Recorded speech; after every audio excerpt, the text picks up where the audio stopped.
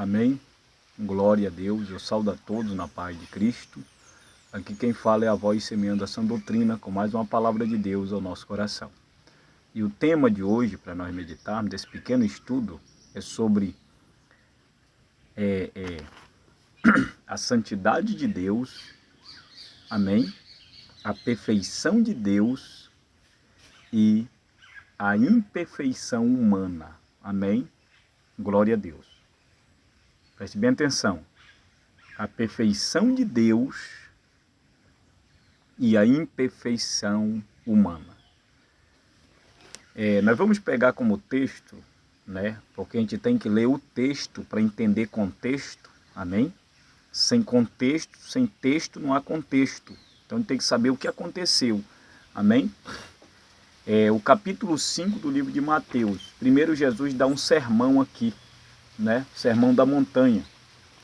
Então Jesus ele vem falando sobre as bem-aventuranças aos seus discípulos e quem estava ali ouvindo ali naquele momento. Jesus vem dizendo, bem-aventurados os pobres de espíritos, né? Bem-aventurado os que têm fome, bem-aventurados os misericordiosos, bem-aventurados os que sofrem, né? Porque era isso que acontecia ali, né? Aí ele vai dizendo a bem-aventurança. Aí ele diz, já no versículo 13 de Mateus capítulo 5, ele diz que os discípulos seriam o sal da terra, que eles eram o sal da terra, né? Então ele vem aí, o que nós temos que entender, irmão? Quando chega no versículo 48 desse texto, Jesus ele diz, sede perfeito como vosso Pai é perfeito. Primeiro nós temos que entender que perfeição Jesus está falando que o ser humano tinha que ter. Não, Jesus não está falando que o ser humano seria igual a Deus na carne, enquanto estivesse nessa natureza. Mas ele podia ter o caráter de Deus moldado nele. É isso que nós temos que entender. Mas ele continua sendo imperfeito na sua natureza carnal, porque ele ainda está na carne. Isso que a Bíblia diz, aqueles que estão na carne não podem agradar a Deus. A carne não agrada a Deus, a natureza carnal não consegue agradar a Deus, então ela é imperfeita. O que é perfeito é o homem interior, que é criado a partir do momento que essa pessoa começa a ter um conhecimento. Esse homem interior, ele é espiritual. É a transformação da mente. E na transformação da mente, eu começo a ver o caráter de Deus e trazer o caráter de Deus em mim. Então, quando Jesus ele fala, bem-aventurados os pobres de espírito, se eu consigo ter humildade no meu espírito, eu consigo agradar a Deus. Então, nisso aqui, eu sou perfeito. Naquilo que eu consegui, através da minha aproximação de Cristo, ter esse caráter. Amém? Ele diz, bem-aventurados os misericordiosos.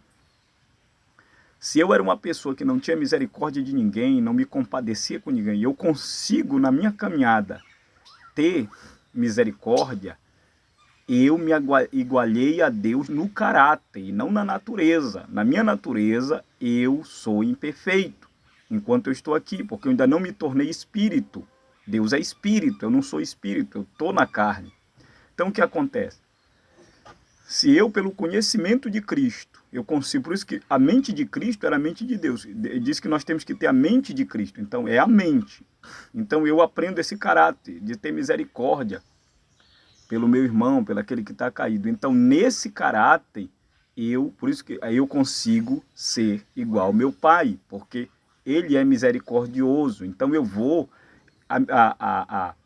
Esse sede santo é um processo. Deus não é sede santo, Deus é santo, de sede santo, como o vosso Pai é.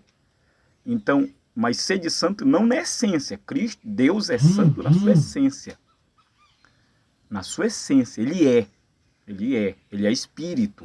Então ele é na sua essência, nós não.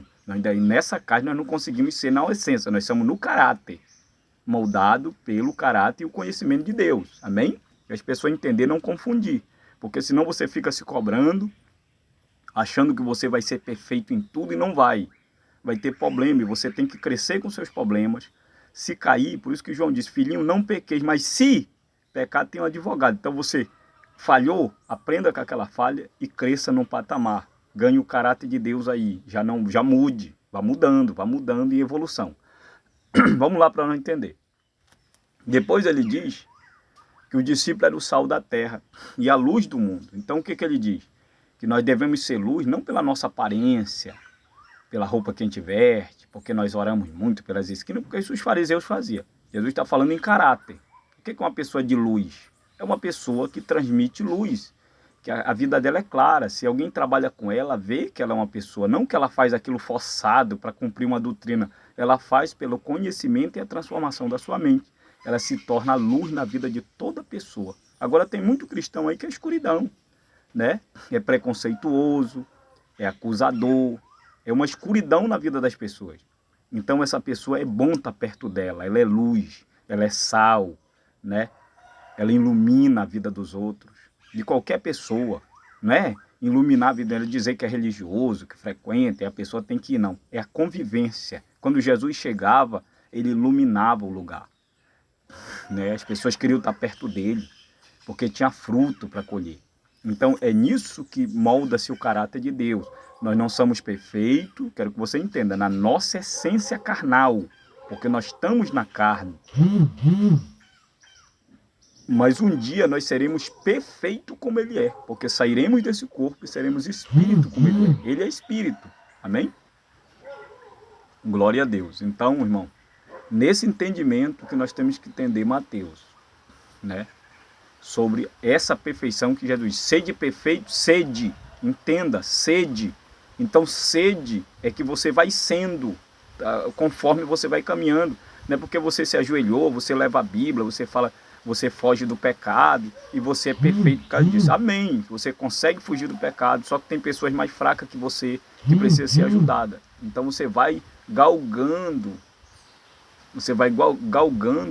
subindo, crescendo. Por isso que o provérbio diz que a luz do justo é como a luz da aurora, que vai brilhando